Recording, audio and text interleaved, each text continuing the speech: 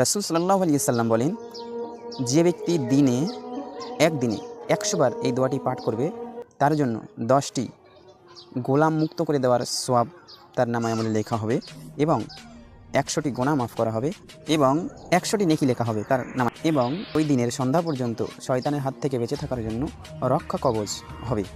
আর আর একটি হলো, ওই দিন তার থেকে বেশি নেকি কেউ অর্জন করতে পারবে না, যে এক ব্যক্তি ব্যতীত। সেই ব্যক্তি হলো এই দোয়াটি যে এর থেকে বেশি পাঠ করবে সেই ব্যক্তি ছাড়া। তো দেরি কিসের, দোয়াটি পড়ুন এবং পরিবারের কাছে শেয়ার করে দিন, তারাও যেন পড়তে পারে, এবং চ্যানেলটি সাবস্ক্রাইব করে রাখুন পরবর্তী ভিডিও পাওয়ার জন্য।